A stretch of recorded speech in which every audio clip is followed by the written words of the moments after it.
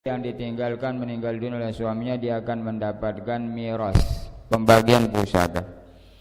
Maka dia tidak mendapatkan tempat tinggal karena rumah itu akan dibagi.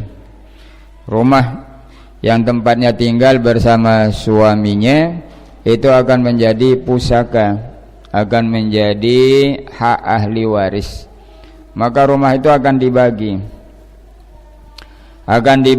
menjadi pusaka kepada semua ahli waris yang ditinggalkan. Maka insya'at i'taddat inda ahliha wa sakanat fi wasiyatiha wa insya'at kharajat. Jadi kalau dia mau tinggal di rumah suaminya itu tidak apa-apa, kalau mau pindah tidak apa-apa juga, karena sudah tidak ada baginya sukna, tempat tinggal sudah tidak ada kewajiban lagi karena itu akan dibagi menjadi pusaka. Thumma asnad al-Bukhari an Ibn Abbas mithla ma taqaddama anhu bihadzal qawl alladhi awwala alayhi Mujahidun wa Ata'un mi anna hadhil ayata lam tadulla ala wujubil i'tidad sanatan kama za'amahul jumhur hatta yakuna dhalika mansukhan bil arba'ati ashhur wa 'ashra wa innama dallat ala anna dhalika kana bil wusat biz zawjat ayyumakkana min asukna fi buyuti azwajihinna ba'da wafatihinna haulan kamilan in ikhtarna dhalika. Ini perbedaan pendapat. Ada sebagian ulama mengatakan bahwa yang 1 tahun itu bukan iddah, itu hanya waktu dia harus tinggal di rumah suaminya, yaitu 1 tahun kalau dia ingin. Walihada qala wasiyatan li azwajihim ay yusikumullahu bihinna wasiyatan. Ini wasiat Allah Subhanahu wa ta'ala kepada istri yang ditinggalkan meninggal dunia oleh suaminya. Dia akan tinggal di rumah suaminya selama 1 tahun. Tapi kalau iddahnya tetap katanya 4 bulan 10 hari. Jadi yang 1 tahun itu bukan mansukh, bukan dinasahkan dengan 4 bulan 10 hari, tapi itu hanya pemberitahuan bahwa dia harus tinggal 1 tahun di rumah suaminya kalau dia ingin. Artinya sebelum dibagi rumah itu menjadi pusaka bagian, maka dia berhak untuk tinggal selama 1 tahun dulu. Ini pendapat. Jadi ayat yang 1 tahun itu tidak dimansuhkan dengan ayat yang 4 bulan 10 hari. Walihada qala wasiyatan li azwajihim ay yusikumullahu bihinna wasiyatan ka qawlihi yusikumullahu fi auladikum al-ayah wa qawluhu wasiyatan minallah wa qila inna man tasaba ala ma'na faltusulahunna wasiyatan. Dalam arti qil, bahwa artinya hendaklah kalian berwasiat kepada mereka. Wa qara'a akharun bi raf'i wasiyatun minallah wasiyatun li azwajihim bi raf'i ala ma'na kutiba alaikum wasiyatun wa ikhtaraha Ibnu Jarir wala yamna'anna min dhalika liqaulihi ghaira ikhraj. Fama idzan qadat iddatuhunna bil arba'ati ashhurin wa 'ashra aw biwad'il hamli wa ikhtarna al khuruja wal intiqala min dhalikal manzil fa innahunna la yumna'na min dhalik. Ini kalau dia sudah selesai 4 bulan 10 hari atau selesai dengan melahirkan janinnya, kemudian dia minta atau memilih untuk keluar atau pindah dari rumah itu, maka tidak dilarang. Min dzalika liqaulihi ta'ala fa in kharajna fala junaha 'alaikum fima fa'alna fi anfusihinna min ma'ruf wa hadzal qawlu lahu tijahun wa fil lafzi musa'adatun lahu wa ikhtarahu jama'atun minhumul imam Abul Abbas Ibnu Taimiyah wa raddahu akharun minhumus Syekh Abu Umar Ibni Abdil Bar wa qawlu Ata wa man tabawala anna dhalika maqsun bil ayatil miras in aradu ma zada alal arba'ati ashhurin wal ashr fa musallamun wa in aradu anna suknal arba'ati ashhur wa ashra la tajibu fi tarikatil mayyit fa hadha mahallu khilaf bainal a'immah. Ini mengenai dia tinggal di rumah itu 4 bulan 10 hari, apakah itu kewajiban atau wajib? Artinya sebelum dibagi rumah itu menjadi pusaka, apakah istri atau janda ini wajib dia tinggal di rumah peninggalan itu selama 4 bulan 10 hari? Apakah itu wajib? Qaulani li Syafi'i rahimahullah. Wa qad istadallu ala wujubi sukna fi manziliz zawj bima rawahu Malikun fi muwatta'ihi an Sa'd ibn Ishaq ibn Ka'b ibn Ujrah an ammatihi Zainab binti Ka'b ibn Ujrah annal Furai'ata bint Malik ibn Sinan wa hiya ukhtu Abi Sa'id al-Khudri radhiyallahu anhuma akhbaratha annaha ja'at ila Rasulillahi sallallahu alaihi wasallam tas'aluhu an tarji'a ila ahliha fi Bani Khidrah fa inna zawjaha kharaja fi talabin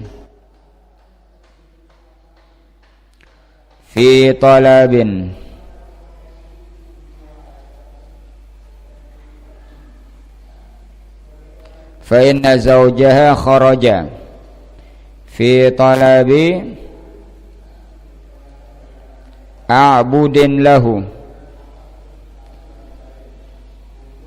abqaw hatta idza kana bi tarfil qudum lahiqahum faqataluhu qalat fasa'altu Rasulullah sallallahu alaihi wasallam an arji'a ila ahli fi Bani Khidrah fa inna zawji lam yatrukni fi maskanin yamlikuhu wala nafaqah. Qalat faqala Rasulullah sallallahu alaihi wasallam na'am. Qalat fansaraftu hatta idza kuntu fil hujrati nadani Rasulullah sallallahu alaihi wasallam aw amara bi fanuditu lahu faqala kaifa qulti faradattu alaihi alqissata allati dzakartu lahu min sya'ni zawji faqala umkuthi fi baitiki hatta yablughal kitabu ajalah qalat fartadattu fihi 4 ashhurin wa 10 qalat falamma kana Uthman ibn Affan arsala ilayya fasa'alani an dhalika fa akhbartuhu fatba'ahu wa qada bihi wa kadza rawu Dawud Tirmidzi wan Nasa'i min hadits Malik bih wa rawahu an-Nasa'i aidan wa Ibnu Majah min turuqin an Sa'd bin Ishaq bihi wa qala Tirmidzi hasanun sahihun. Ini mengenai cerita Al-Furai'ah ketika dia keluar kemudian dia mencari beberapa budaknya yang hilang, kemudian dia pun dibunuh, suaminya dibunuh, kemudian meninggal. Kemudian dia pergi melapor ke Rasulullah sallallahu alaihi wasallam bahwa suaminya itu tidak punya rumah, tidak memberikannya nafkah. Apakah boleh dia pulang saja ke rumah orang tuanya? Maka Nabi mengizinkannya untuk dia pulang ke rumah orang tuanya. Kemudian begitu dia mau pulang, dia dipanggil juga oleh Nabi supaya tetap tinggal di rumah suaminya kalau memang ada rumahnya. Kalau memang tidak punya rumah sama sekali, ya terpaksa dia pulang ke rumah ahli keluarganya. Wa qawluhu walil mutallaqati mata'un bil ma'ruf haqqan 'alal muttaqin. Qala Abdurrahman bin Zaid bin Aslam lamma nazala qawlu ta'ala mata'an bil ma'ruf haqqan 'alal muhsinin. Qala rajulun in syi'tu ahsantu fa fa'altu wa in syi'tu lam af'al. Fa anzalallahu hadhil ayah walil mutallaqati mata'un bil ma'ruf haqqan 'alal muttaqin. Ada juga mata'an bil ma'ruf haqqan 'alal muhsinin. Ada 'alal muhsinin, ada 'alal muttaqin. Kemudian ada sebabun nuzul haqqan 'alal muttaqin. Sebelum haqqan 'alal muttaqin turun sebelumnya haqqan 'alal muhsinin. Qala rajulun, berkata seorang sahabat, in syi'tu ahsantu fa fa'altu. Sekiranya aku berkehendak untuk melakukan kebaikan, ya aku lakukan. Wa in syi'tu lam af'al, dan kalau aku tidak mau, ya tidak melakukannya. Maka Allah menurunkan ayat walil mutallaqati mata'um bil ma'rufi haqqan 'alal muttaqin. Itu hak ke atas orang-orang yang bertakwa. Wa qad istadalla bihadhil ayati man dhahaba minal ulama ila wujubil mut'ah likulli mutallaqatin sawa'un kanat mufawwadatan aw mafruḍan laha aw mutallaqatan qabla al-masis aw madkhulan biha wa huwa qaulun 'ani Syafi'i rahimahullah wa ilaihi dhahaba Sa'id bin Jubair wa ghairuhu min as-salafi wa ikhtarahu Ibnu Jarir. Ini seperti yang sudah lewat, siapa yang berhak diberikan mut'ah. Mut'ah artinya hadiah atau pemberian. Siapa istri yang berhak diberikan mut'ah atau hadiah. Mut'ah itu diberikan kepada istri yang diceraikan sebelum digauli. Sebelum digauli, maka seorang suami menceraikan istrinya sebelum digauli, diberikan dia hadiah, diberikan dia mut'ah. Hadiah jabran li khatiriha, untuk menenangkan daripada kesedihannya, diberikan dia hadiah. Itu yang belum ditentukan mas kawinnya. Jadi dia belum digauli dan tidak ditentukan mas kawinnya, kemudian diceraikan, maka akan diberikan hadiah atau mut'ah. Tapi kalau yang sudah ditentukan mas kawinnya, dia akan diberikan setengah mas kawinnya. Belum digauli, sudah diceraikan, kemudian sudah ditentukan mas kawinnya, maka dia akan diberikan setengah atau dikembalikan setengahnya. Tapi kalau tidak ditentukan, maka wajib diberikan hadiah atau mut'ah. Sebagian berpendapat bahwa berdasarkan haqqan 'alal muttaqin semua diberikan mut'ah. Man dzaba minal ulama ila wujubli kulli mutallaqatin. Jadi semua istri yang diceraikan itu wajib diberikan mut'ah atau hadiah atau pemberian. Ini pendapat sebagian atau satu kaul dari Al-Imam Asy-Syafi'i rahimahullah. Wa ikhtarahu Ibnu Jarir wa man lam yujibha mutlaqan yukhassisu min hadzal umumi mafhumu qawli ta'ala la junaha 'alaikum in talaqtumun nisaa ma lam tamassuhunna aw tafridu lahunna fariidah wa matti'uhunna 'alal musii'i qadaruhu wa 'alal muqtiri qadaruhu mata'an bil ma'ruf haqqan 'alal muhsinin. Ini yang diberikan mut'ah atau hadiah atau pemberian, yaitu istri yang diceraikan sebelum digauli dan tidak ditentukan banyak mas kawinnya. Tidak ditentukan. Mas kawin ini kan wajib sama ada disebut atau tidak disebut waktu akad nikah. Dan boleh tidak disebut juga. Mat, kunikahkan kamu dengan anakku Petimah. Aku terima nikahnya Petimah. Sah, sah. Tidak disebut mas kawin. Sah. Nanti mas kawinnya akan kembali kepada mahrul mithli. Artinya kembali kepada mahar keluarganya itu seumpamanya. Kalau sudah digauli, maka di situ wajib mas kawin. Bagaimana caranya menentukannya? Waktu akad nikah dia tidak sebut, dia tidak tentukan. Dia akan kembali kepada mas kawin orang tuanya. Orang tuanya dulu atau ibunya dulu berapa mas kawinnya, maka dia akan mengikuti mas kawin ibunya. Itu mahrul mithli. Tapi kalau dia belum digauli, kemudian tidak ditentukan banyak mas kawinnya untuk akad nikah, kemudian diceraikan, kan tidak ditentukan berapa mas kawinnya. Kalau sudah ditentukan, dia kasih setengah. Nah, kalau dia seperangkat pakaian sholat, kasih dia kainnya saja, mukenanya dikembalikan. Atau diambil mukenanya saja, kainnya dikembalikan. Nah, setengah.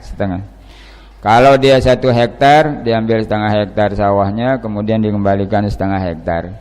Kalau dia 200 gram emas, dikembalikan 100 gram diambil. Kalau ditentukan waktu akan. Kalau tidak ditentukan, kemudian diceraikan sebelum digauli, maka ini diberikan, dia wajib diberikan mut'ah atau hadiah atau pemberian, jabron li khatiriha katanya, untuk menutupi kesedihannya, karena dia belum apa-apa sudah diceraikan, sedih dia kan, maka untuk menutupi kesedihannya kasih dia hadiah, kasih dia pemberian. Haqqan 'alal muhsinin. Tapi pemberian itu ditentukan alal musi'i qadaruhu wa alal muqtiri qadaruhu. Artinya ke atas orang yang dilapangkan, muwassa' lahu fir rizqi. Orang yang dilapangkan, diperbanyak rezekinya, ya disesuaikanlah. Artinya kalau dia orang mampu, orang kaya, maka disesuaikan pemberian itu. Artinya banyak, mungkin dikasih dia 10 juta, 15 juta, 50 juta, dia orang mampu kan. Wa 'alal muqtiri qadaruhu. Dan ke atas orang yang terbatas rezekinya, artinya tidak kaya, dia miskin, ya disesuaikanlah. Kasih dia hadiah mungkin 1 juta, kasih dia hadiah 500.000, disesuaikan keadaan suami. Mata'an bil ma'ruf haqqan 'alal muhsinin. Wajibal awwalun bi anna hadza min babi dzikri ba'dhi afradil umum. Fala takhsisa 'alal masyhuril mansur. Nah, ini katanya haqqan 'alal muhsinin.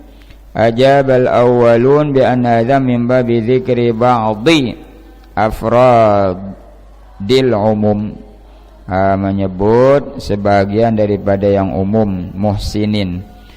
Maka tidak ada pengkhususan ke atas pendapat yang masyhur, yang terkenal. Jadi haqqan 'alal muhsinin, hak ke atas orang-orang yang berbuat baik.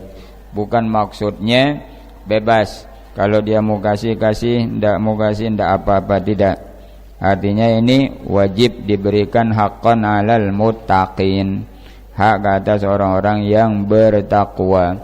Jadi bukan pilihan, itu kewajiban bagi suami yang menceraikan istrinya sebelum digauli, kemudian belum ditentukan mas kawinnya, maka diberikanlah mantan istrinya itu hadiah.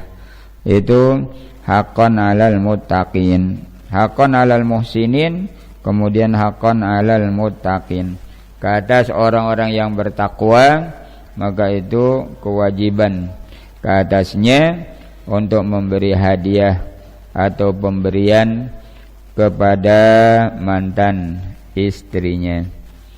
Wa qalu kadzalika yubayyinullahu lakum ayatihi ay fi ihlalihi wa tahrimihi wa furudihi wa hududihi fima amarakum bihi wa nahakum anhu, bayyanahu wa waddahahu wa fassarahu wa lam yatrukhu mujmalan fi wahti ihtiyajikum ilaihi la'allakum ta'qilun ay tafhamun wa tatadabbarun. Kadzalika yubayyinullahu lakum ayati, demikianlah Allah menjelaskan bagi kamu ayat-ayatnya, ay fi ihlali, dalam kehalalannya, wa tahrimihi, dan dalam haramnya, wa furudihi, dan dalam kewajibannya, wa hududihi, dan batasan-batasannya, fima amarakum bihi wa nahakum anhu, pada apa yang diperintahkan kamu dengannya dan yang dilarang kamu daripadanya. Bayyanahu, Allah menjelaskannya dengan sejelas-jelasnya. Wa waddahahu, dan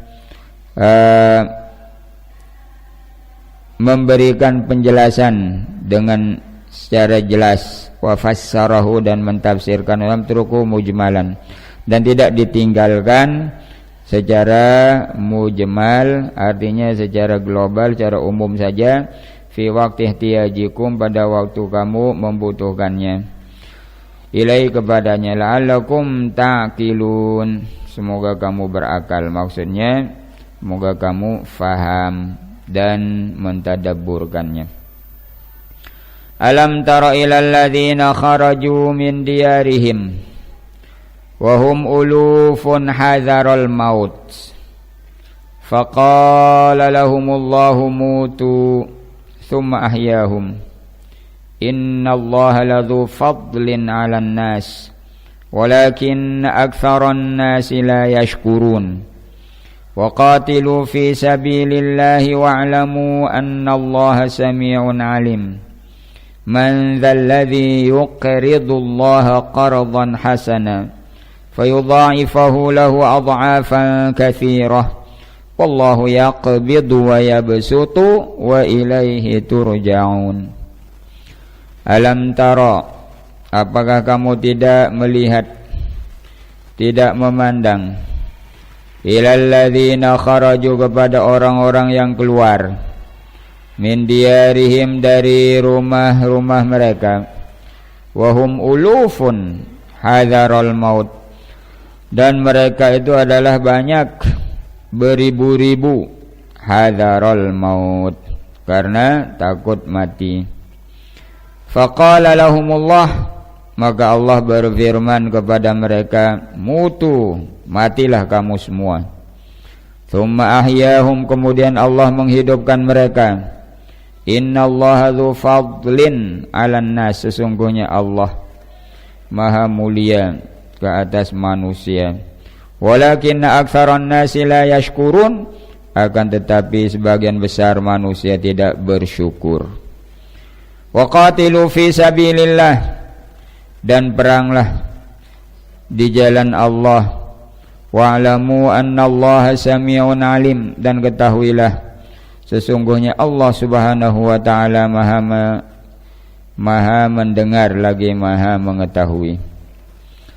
Man dzalladzi yuqridullaha qardan hasanan, barang siapa yang memberikan Allah pinjaman yang baik, fayudha'ifahu lahu adha'afan katsirah, maka Allah akan membalaskannya dengan berlipat-lipat ganda yang banyak. Wallahu yaqbidu wa yabsutu wa ilaihi turja'un, dan Allah lah yang menahan dan memberikan dan hanya kepadanya lah kamu semua akan kembali. Ruya an Ibni Abbas annahum kanu arba'ata alafin wa anhu kanu samaniyata alafin wa qala Abu Salih tis'atu alafin wa an Ibni Abbas arba'una alfan wa qala Wahb bin Munabbih wa Abu Malik kanu bid'atan wa thalathina alfan. Ini berbeda-beda bilangan mereka karena Allah tidak menentukan di dalam Al-Quran. Allah hanya mengatakan uluf, artinya beribu-ribu. Berapa ribu? Wallahu alam. Ada yang berpendapat, Ibnu Abbas mendapat 4.000. Ada juga pendapatnya 8.000. Ada pendapat Abu Saleh 9.000. Ada lagi pendapat dari Ibnu Abbas 40.000. Ada pendapat lagi dari Wahab bin Munabbih, mereka itu kanu bid'atan wa thalathina alfan, artinya 30.000 lebih. 30.000 lebih sampai 9. Bid'ah 1 sampai 9 atau 3 sampai 9 itu bid'atun. Artinya mungkin 33.000, 34.000, 35.000, 36.000, 37.000, 39.000. Wa rawa Ibnu Abi Hatim an Ibni Abbas qala kanu ahla qaryatin yuqalu laha Zawurdan. Ini pendapat Ibnu Abbas. Siapa mereka itu? Mereka itu adalah penduduk negeri yang dinamakan negeri Zawurdan. Wa kadza qala Suddi wa Abu Salih wa zada min qibali Wasit wa qala Sa'id bin Abdil Bar kanu min ahli Azri'at.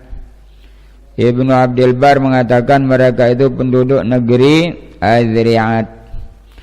Wa qala Ibnu Jurayj an Atha qala hadza mathalun, ini perumpamaan.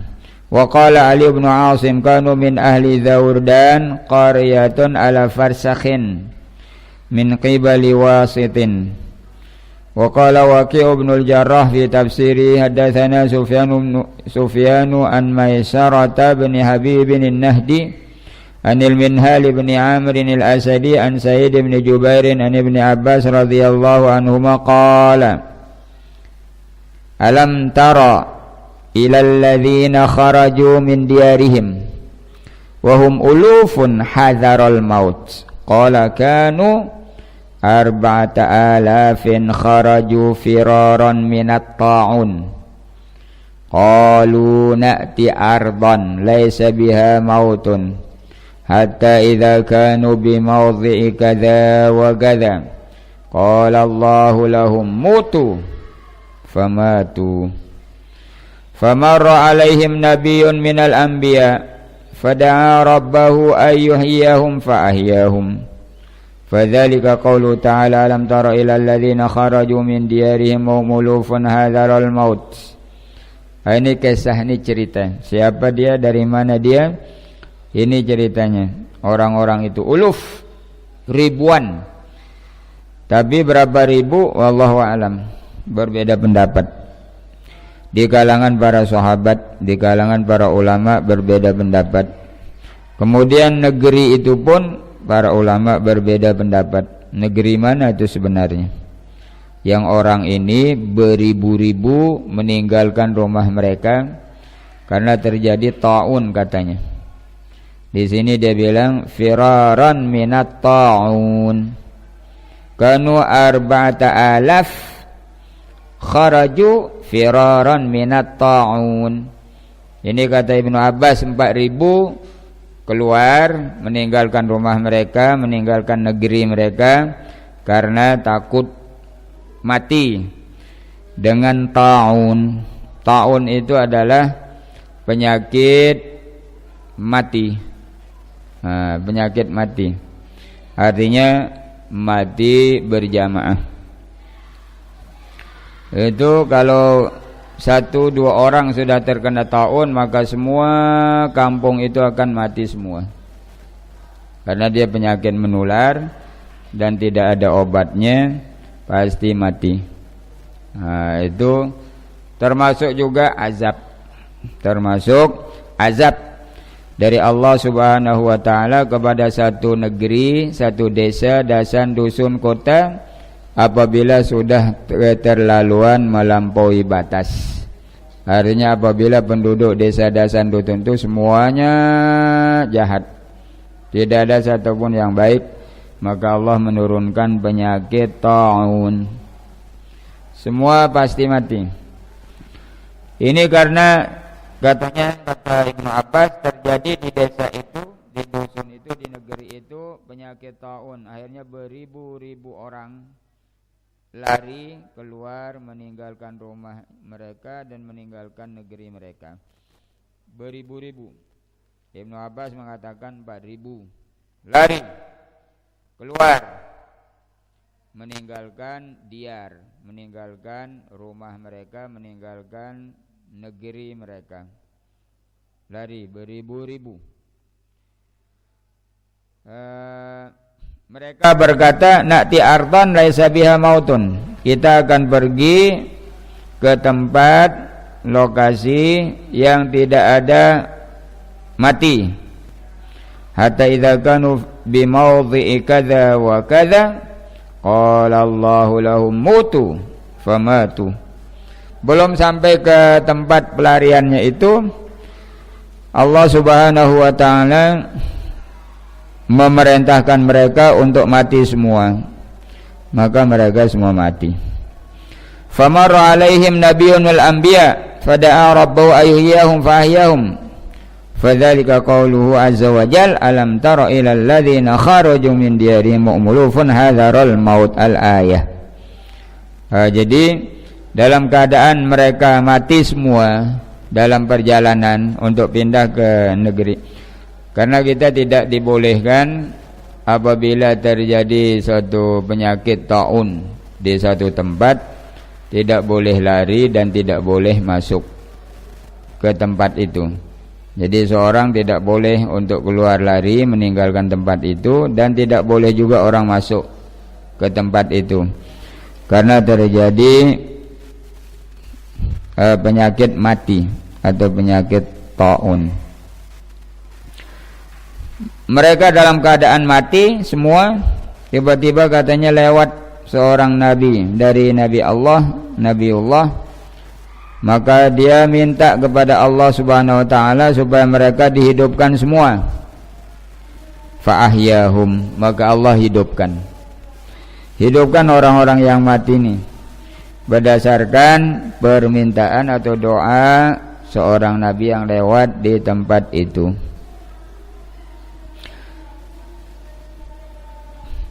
Wa dzakara ghairu wahidin minas salaf anna ula'il qaum kanu ahla baldatin fi zamani bani Israil istawkhamu ardahum wa asabahum biha waba'un syadidun wa kharaju firaran minal maut haribina ilal bariyah fanazalu wadiyan aqbaha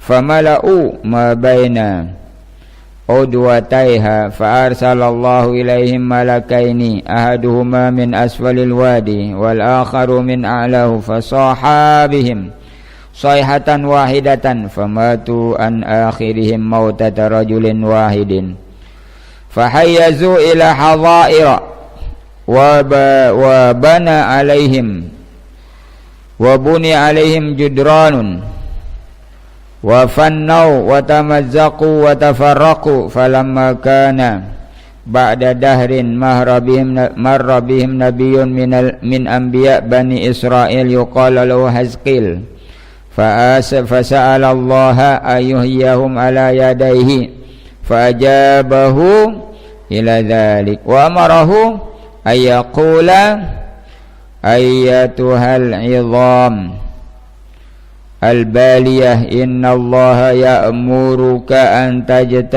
ya'muruki an tajtami'i fa istama' 'idhamu kulli jasadin ba'daha ila ba'din thumma amarahu fanada ayyatuhal 'idham innallaha ya'muruki an taktasilahman wa asban wa jildan fakana dzalika wa huwa yushahiduhu. Ini katanya kejadian di zaman Bani Israel, zaman dahulu lah. Jadi Nabi kita banyak kejadian-kejadian yang terjadi di zaman Bani Israel, artinya zaman Yahudi, zaman dahulu. Nabi kita diberitahu oleh Allah Subhanahu wa taala tentang kejadian-kejadian yang terjadi di zaman kaum Bani Israel atau di zaman Yahudi zaman dulu. Jadi kalau Nabi kita bercerita mengenai umat-umat yang terdahulu, itu pasti benar, wajib benar, karena itu wahyu dari Allah Subhanahu wa taala. Dan kalau Islam bercerita tentang agama-agama yang dahulu, itu benar. Tapi kalau agama-agama yang dahulu bercerita tentang Islam, pasti tidak benar. Karena waktu datangnya agama Yahudi Nasrani, Islam belum ada, belum datang. Tapi kalau Islam bercerita tentang Yahudi, tentang Nasrani, benar. Karena Islam datang, Yahudi sudah ada, Nasrani sudah ada. Jadi tinggal bercerita saja tentang kenapa orang-orang ini tidak suka kepada Islam. Orang-orang Yahudi, Nasrani terutamanya, kenapa tidak suka kepada Islam? Karena di dalam Al-Quran itu membuka rahasia-rahasia kejahatan mereka. Habis dibuka oleh Al-Quran. Coba baca Al-Quran dari awal sampai akhir. Baca Al-Quran menjelaskan kejahatan-kejahatan orang Yahudi dan Nasrani. Makanya itu sebabnya mereka marah. Mereka mengatakan, wah, Quran ini bohong, ini hanya buatan Muhammad, ini tidak benar, Quran ini adalah pembohongan. Apa yang diungkapkan kepada kaum Ahlul Kitab, kepada Yahudi Nasrani itu tidak benar, bohong. Quran ini melarang non-muslim jadi pemimpin, orang muslim bohong, itu tidak benar. Nah, jadi mereka marah. Al-Quran ini wahyu dari Allah. Kita umat Islam kan, bahwa Al-Quran ini qat'i, wahyun dari Allah Subhanahu wa ta'ala, bukan buatan Muhammad, bukan ciptaan Muhammad, bukan karangan Muhammad, bukan direkayasa oleh Muhammad sengaja untuk membohong-bohongi Ahlul Kitab. Tidak. Memang Allah sendiri menurunkan ayat-ayatnya, dan apa yang ada di dalam Al-Quran itu benar dan wajib ditaati oleh muslim muslimah. Kalau tidak mau mentaati Al-Quran, ya berarti tidak muslim, berarti tidak muslimah. Kalau tidak mau menerima firman Allah yang melarang non muslim menjadi pemimpin ke atas orang muslim, ya jangan jadi muslim. Iya kan? Kan ini perintah Allah Subhanahu wa ta'ala, bahwa seorang muslim muslimah tidak boleh memilih pemimpinnya yang non muslim. Itu tidak boleh, artinya haram. Artinya kalau ada muslim atau muslimah memilih non muslim menjadi pemimpinnya, berarti berdosa besar.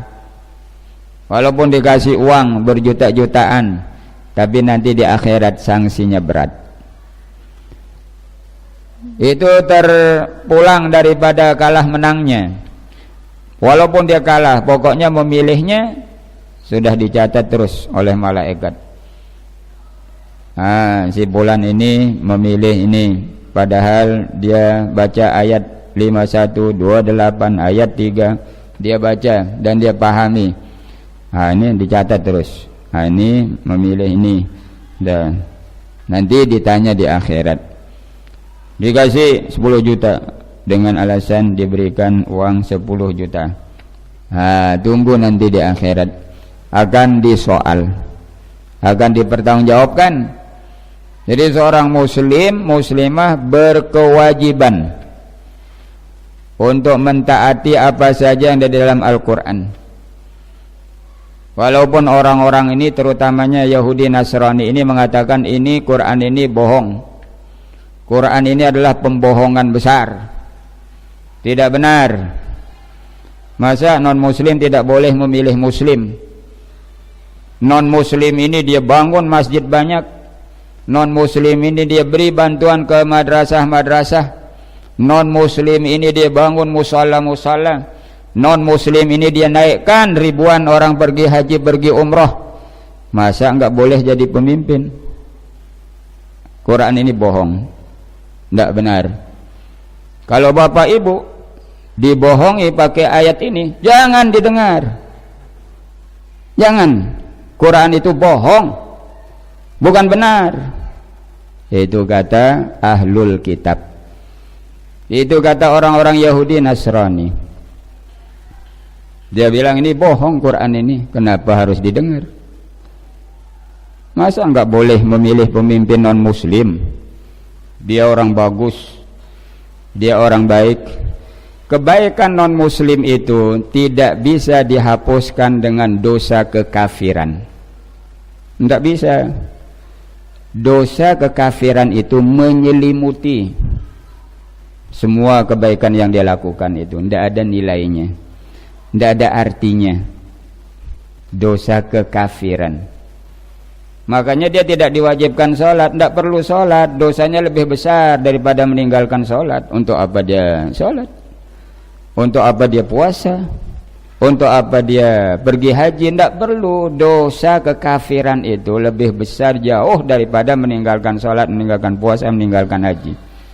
Sudah diselimuti badannya itu dengan dosanya itu. Orang yang kafir itu artinya tidak mengakui Allah subhanahu wa ta'ala sebagai Rabbnya, tidak mengakui Nabi Muhammad sebagai nabinya, tidak mengakui Al-Quran sebagai wahyu dari Allah. Itu kafir. Dosanya, badannya itu diselimuti dengan dosanya. Itu sebabnya orang kafir ini apapun dibuat, baik dia bangun masjid, baik dia bangun musalla, baik dia beri bantuan ke madrasah, baik dia beri santunan anak yatim, baik dia naikkan orang-orang pergi haji umroh, tidak ada nilainya. Dia akan masuk api neraka bi ghairi hisab. Tidak perlu diproses, itu tidak ada nilainya. Tidak akan diproses itu kebaikan-kebaikan itu, tidak diproses sebagai kebaikan. Yang diproses kekafirannya itu yang diutamakan diproses nanti di akhirat.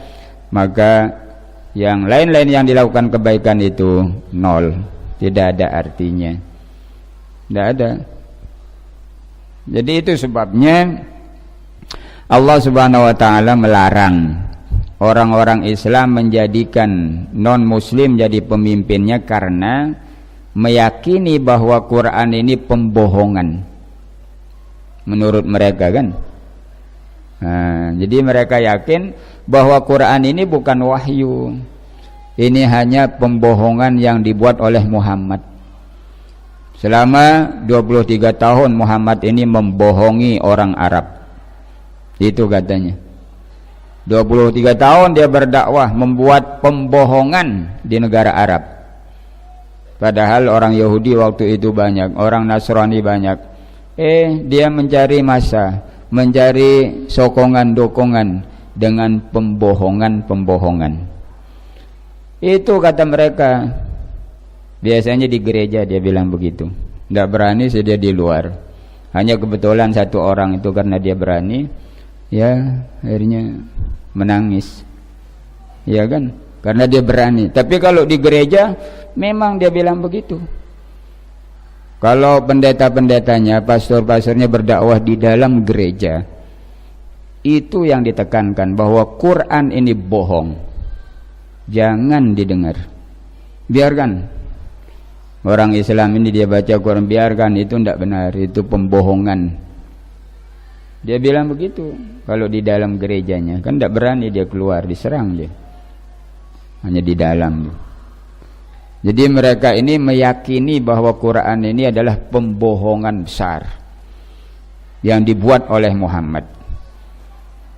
Makanya Allah takdirkan, nampakkan apa yang kebusukan di dalam hati mereka, dinampakkan oleh Allah Subhanahu wa ta'ala.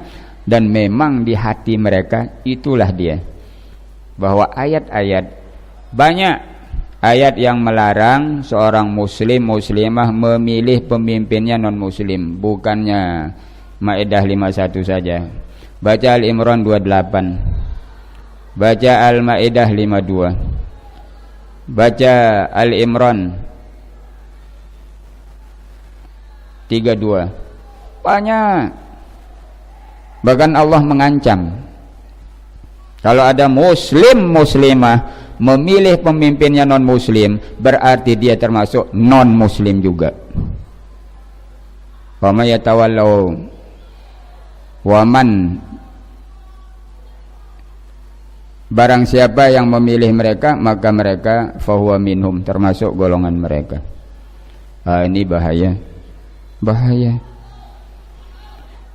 Ini orang Masya Allah non muslim, dia mencalonkan. Dari segi undang-undang negara memang boleh, ini kan undang-undang dunia, undang-undang negara boleh, sah, halal. Tapi undang-undang negara. Tapi kalau undang-undang Al-Quran, undang-undang Allah, tidak boleh. Itu undang-undang negara. Ini sampai dicium tangannya, coba, Masya Allah. Orang Islam ini kasihan, kasihan orang Islam. Mana ditaruh firman Allah, walladzina ma'ahu asyidda'u 'alal kuffar ruhama'u bainahum. Orang-orang yang bersama Muhammad itu adalah orang yang keras, orang yang bengis terhadap orang kafir, dan berkasih sayang di kalangan mereka. Muhammadur Rasulullah. Walladzina ma'ahu asyidda'u 'alal kuffar ruhama'u bainahum. Tapi sekarang kan terbalik, ruhama'u 'alal kuffar asyidda'u bainahum. Terbalik. Makanya kita dimainkan, berani dia memain. Coba kalau di zaman Sayyidina Umar, kalau ada macam-macam langsung dikeluarkan pedangnya, potong leher. Sayyidina Umar itu, kalau ada orang Yahudi lewat di depannya, dikeluarkan pedangnya, lari dia kembali, tidak berani lewat dia di samping Sayyidina Umar. Asyidda alal kuffar. Jadi nggak berani dia macam-macam. Tapi karena kita tunduk, bahkan sampai dicium tangannya, nauzubillah, sampai dicium tangan, ya Allah, nauzubillah, dicium tangan orang kafir. Masya Allah. Dia datang kampanye di pondok pesantren, dikasidahkan Tola'al badru alai, kafir, astaghfirullahaladzim. Masya Allah. Apa ini umat Islam ini? Tidak ada prinsip, tidak ada pendiriannya. Kok dinasyidkan, dikasidahkan Tola'al badru alaina. Apa ini badru alaina? Kafir. Masya Allah, tidak faham orang-orang itu. Ini kafir. Subhanallah. Oh, dicium tangannya, dia tolak al-badru alaina, dia datang, astagfirullahaladzim. Makanya kita dihina, berani menghina umat Islam, padahal umat Islam mayoritas, padahal umat Islam jadi pemimpin, berani dihina, coba berani dinista, padahal umat Islam mayoritas. Kenapa? Karena kita mayoritas ini seperti buih yang tidak ada nilainya, buih yang dihanyutkan oleh banjir. Ini kita umat Islam zaman sekarang. Apakah kami sedikit waktu itu ya Rasulullah? Banyak, kata Rasul, tapi kalian ini seperti buih yang dihanyutkan oleh banjir. Tidak ada pendirian, tidak ada ketegasan, tidak ada keberanian. Tapi kalau terhadap orang Islam berani, terhadap orang non muslim takut dia. Ya kan kita ini toleransi, jadi harus kita menjaga, jangan isu sara, tidak boleh apa itu. La ilaha illallah. Akhirnya mereka semakin berani, seolah-olah membela mereka. Oh isu sara jangan, tidak boleh, harus toleransi. Akhirnya mereka berani, naik angin dia, menginjak kita umat Islam. Berani dia, karena gara-gara pemimpin kita tidak berani. Pemimpin kita muslim tapi tidak berani, tidak ada apa-apanya. Mereka berani. Hal itulah keadaan kita sekarang ini. Jadi Al-Quran itu adalah kitab suci umat Islam yang wajib kita patuhi, wajib kita dengar, wajib kita laksanakan sebagai seorang muslim muslimah. Artinya kalau Al-Quran mengatakan jangan pilih pemimpin non muslim, wajib kita taati, wajib kita laksanakan. Kalau ada yang memilihnya berarti dosa besar, berarti tidak melaksanakan Al-Quran, tidak melaksanakan perintah Allah subhanahu wa ta'ala, tidak melaksanakan larangan Allah subhanahu wa ta'ala. Ini tidak ada hubungannya dengan politik, tidak ada hubungannya dengan kita membela satu pasangan lain, tidak. Ini kenyataannya Al-Quran ini adalah wahyu dari Allah subhanahu wa ta'ala dan kitab suci mulia bagi umat Islam. Dan ini adalah mukjizat yang terbesar Nabi kita, Nabi besar Muhammad sallallahu alaihi wasallam. Ini yang wajib kita pegang, kita amalkan, kita laksanakan kitab suci kita, kitab suci Al-Quran. Bagaimana kasusnya dengan saudara-saudara muslim kita di negara lain ketika memilih pemimpin yang calon-calonnya orang kafir seperti di Amerika, seperti di Amerika kemarin. Kalau umat Islam itu minoritas, minoritas artinya sedikit, la yusmin wa la yughni min ju', artinya tidak akan ada nilai suaranya, dia hanya sedikit saja, tidak ada nilai suaranya. Apakah dan semuanya itu calonnya non muslim, semuanya kan seperti di barat atau di Australia atau di mana, kan calonnya kan semuanya non muslim.